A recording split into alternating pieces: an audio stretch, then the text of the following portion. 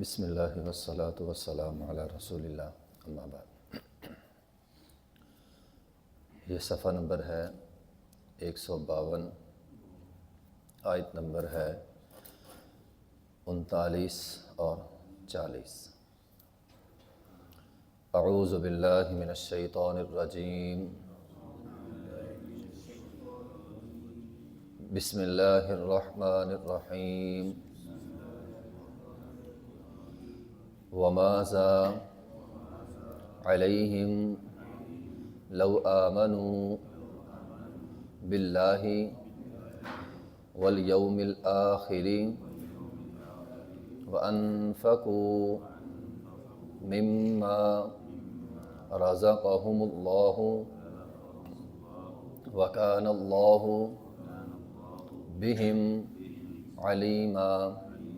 إِنَّ اللَّهَ لا يظلم مثقال ذرة وإن تك حسنة يضاعفها ويؤت من لدنه أجرا عظيما۔ وماذا عليهم، اور کیا ان پر آفت آن پڑتی ہے، لو آمنوا باللہ، اگر وہ اللہ پر ایمان لے آئیں، والیوم الآخر، اور آخرت کے دن پر ایمان لے آئیں، فانفقوا، اور وہ خرچ کریں، مما، اس میں سے جو رزقہم اللہ، اللہ نے ان کو رزق دیا ہے، وکان اللہ بہم علیما، اور اللہ تعالیٰ ان کو جاننے والا ہے۔ ان اللہ لا یظلم، بے شک اللہ تعالیٰ ظلم نہیں کرتا، مثقال ذرہ، ذرہ برابر بھی ظلم نہیں کرتا، وَإِن تَكُ حَسَنَةٌ، اگر ہو نیکی، یضاعفها، وہ اس کو بڑھا کے دیتا ہے، وَيُؤْتِ مِن لَّدُنْهُ أَجْرًا عَظِيمًا، اور وہ دیتا ہے اسے اپنے پاس سے بہت بڑا اجر۔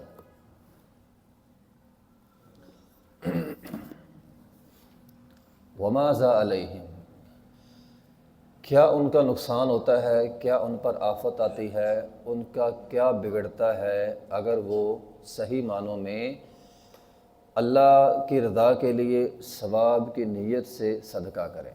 اس آیت کا تعلق پچھلی آیت کے ساتھ ہے، اگر پچھلی آیت کو ساتھ ملا کے پڑھیں جو کل ہم نے پڑھی کہ اللہ تعالیٰ نے فرمایا وَالَّذِينَ يُنْفِقُونَ أَمْوَالَهُمْ رِئَاءَ النَّاسِ وَلَا يُؤْمِنُونَ بِاللَّهِ وَلَا بِالْيَوْمِ الْآخِرِ۔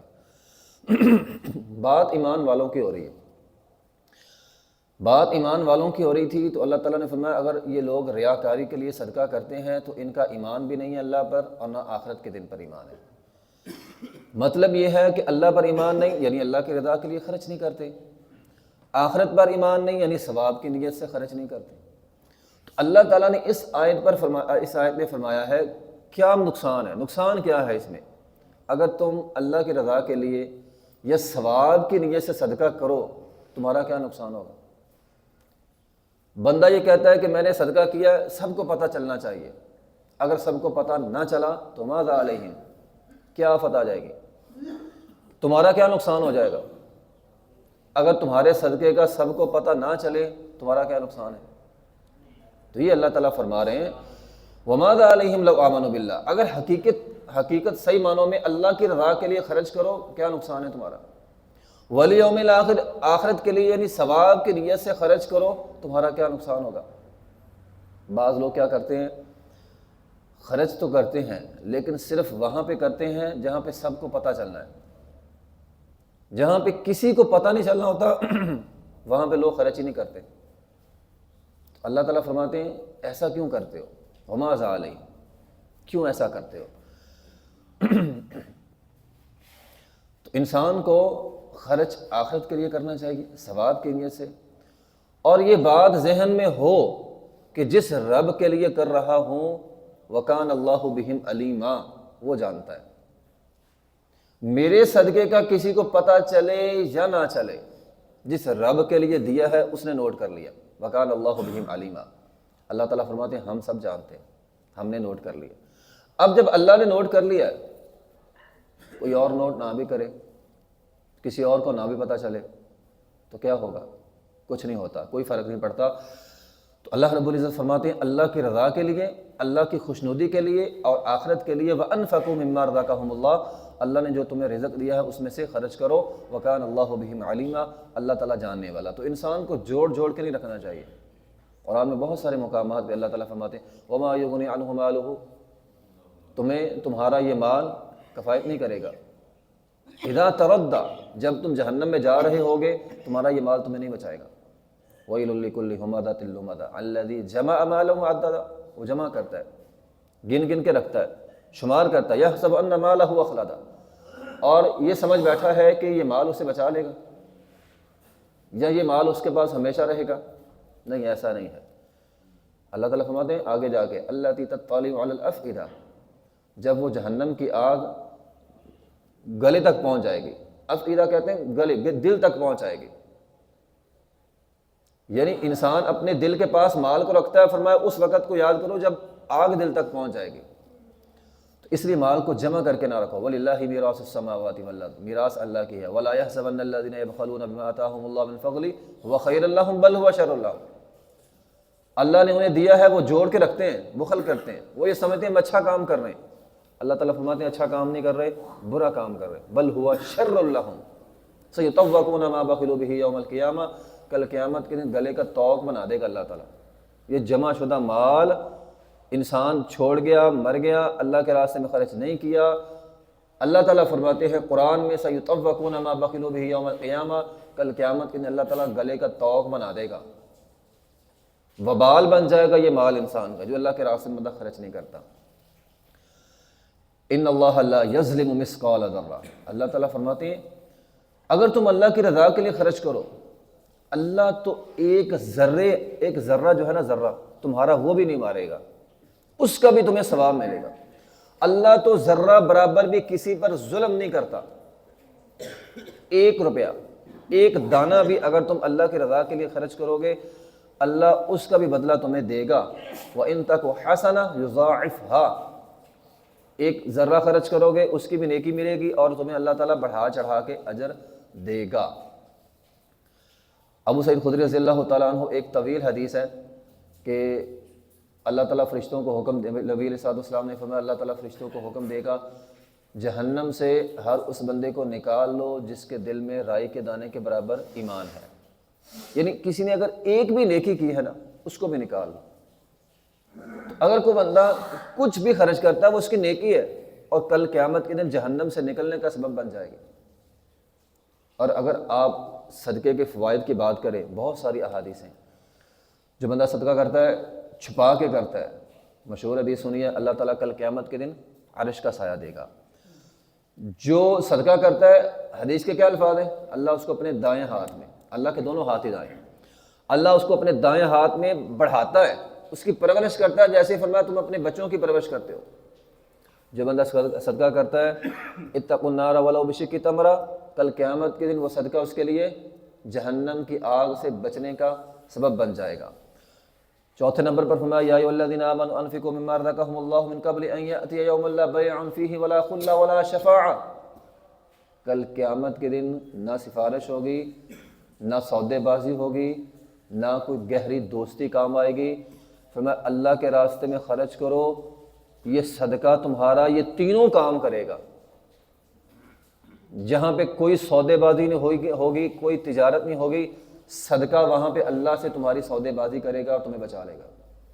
جہاں پہ کوئی گہرا دوست، دنیا میں بندہ پھنس جاتا ہے، گہرا دوست کام آ جاتا ہے، کل قیامت کے دن فرمایا ولا خلہ، کوئی گہرا دوست کام نہیں آئے گا، صدقہ تمہارا گہرا دوست بن جائے گا اور تمہیں بچا لے گا۔ ولا شفاعہ، کوئی سفارش کسی کی کام نہیں آئے گی، صدقہ تمہاری سفارش کرے گا اور اللہ تعالیٰ اس کی سفارش جو ہے وہ قبول کر لے گا۔ 5ویں نمبر پر فرمایا وَيُكَفِّرْ عَنْكُم مِّن سَيِّئَاتِكُم، قرآن کے اندر ہے اللہ تعالیٰ تمہارے گناہ معاف کرتا ہے۔ 6 نمبر پر ہے ایک دفعہ حذیفہ بن یمان رضی اللہ تعالیٰ عنہ عمر بن خطاب رضی اللہ تعالیٰ عنہ کو وہ تمام احادیثیں سنا رہے تھے جو انہوں نے نبی علیہ السلام سے سنی تھی اور جن کا تعلق فتنوں کے حوالے سے تھا۔ حذیفہ بن یمان رضی اللہ تعالیٰ عنہ فتنوں کے حوالے سے عمر بن خطاب کو نبی علیہ السلام کے تمام فرامین سنا رہے تھے۔ خیر لمبی حدیث ہے، اس میں ایک ٹکڑا یہ ہے کہ بخاری کی حدیث ہے، نبی علیہ الصلوۃ والسلام نے فرمایا فتنے بہت زیادہ ہو جائیں گے، حتیٰ کہ تمہارے پڑوس میں تمہارے لیے فتنہ، حتیٰ کہ تمہارا گھر تمہارے لیے فتنہ بن جائے گا، یعنی ایسے فتنے ہوں گے جو تمہارے گھروں تک پہنچ آئیں گے، یعنی ان سے بچنا بہت مشکل ہو جائے گا۔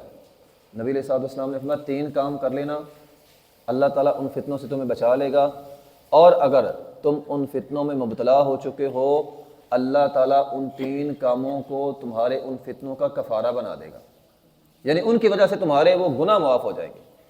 وہ 3 کام کون سے ہیں؟ نبی علیہ الصلوۃ والسلام نے فرمایا فتنے تمہارے گھروں میں آ جائیں گے، نماز نہ چھوڑنا، نماز پڑھتے رہنا، نماز تمہیں فتنوں سے بھی بچا لے گی اور نماز تمہارا گناہوں کا کفارہ بھی بن جائے گی۔ اور نمبر 2 فرمایا صدقہ کرنا، صدقہ فتنوں سے بچاتا ہے۔ اور نمبر 3 فرمایا اچھی بات کرنا، اچھی بات کرتے رہنا، صدقہ کرتے رہنا، نماز پڑھتے رہنا، فتنے تمہارے گھروں میں آ جائیں گے، یہ 3 چیزیں تمہیں بچائیں گی۔ ان فتنوں سے بچنے کے لیے 3 کام، نماز، صدقہ اور اچھی بات، یہ بخاری کی حدیث ہے، اس لیے یہ 3 کام ہمیں کرتے رہنا چاہیے۔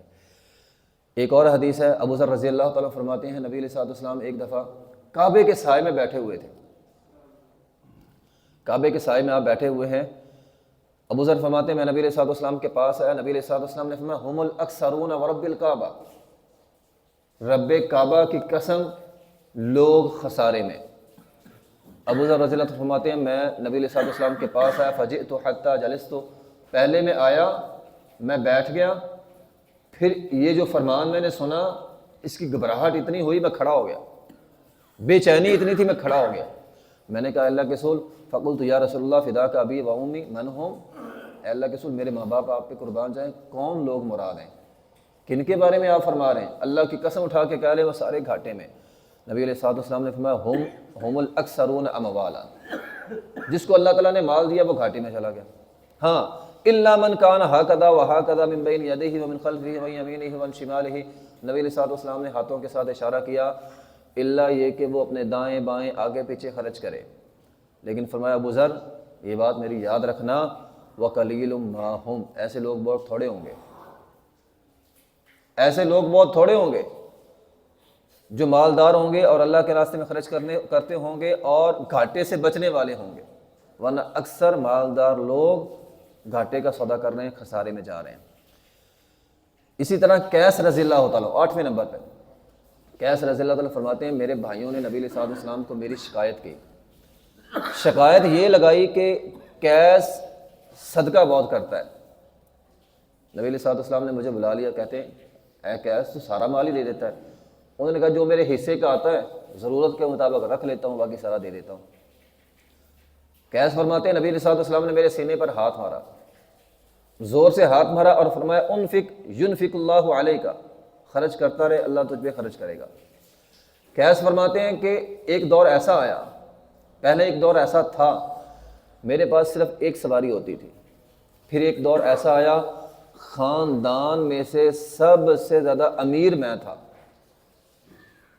کیوں میں صدقہ کرتا تھا۔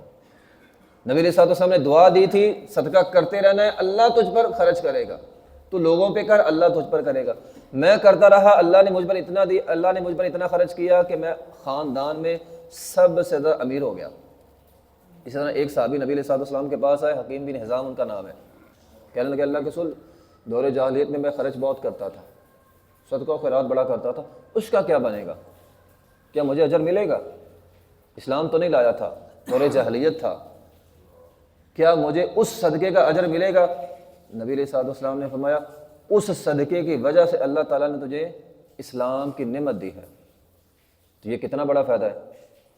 یعنی آج کے دور میں اگر ہم صدقہ کرتے ہیں اللہ تعالیٰ ہمیں نیکی کی توفیق دے گا، صحیح اسلام کی نعمت دے گا، تو جو اسلام اللہ تعالیٰ نے نازل کیا ہے نا، جو اتارا ہے، وہ صحیح اسلام اللہ تعالیٰ اس کی توفیق دے گا، اللہ تعالیٰ نیکی کی بندے کو توفیق دے گا۔ تو بہرحال صدقہ انسان کو کرتے رہنا چاہیے۔ بہت ساری مصیبتیں قرآن کے اندر ہے، ولا خوف علیہم ولا هم یحزنون کے الفاظ ہیں، دنیا میں بھی اللہ تعالیٰ نہ بندے پر کوئی خوف ہوگا نہ پریشانی ہوگی۔ تو اللہ تعالیٰ فرماتے ہیں اگر تم صدقہ کرنا ہے لیکن ریاکاری سے بچنا ہے، بخل سے بچنا ہے، اور ایک ذرہ بھی اللہ کے راستے میں دو گے، اللہ تعالیٰ اس ذرے کی بھی قدر کرے گا۔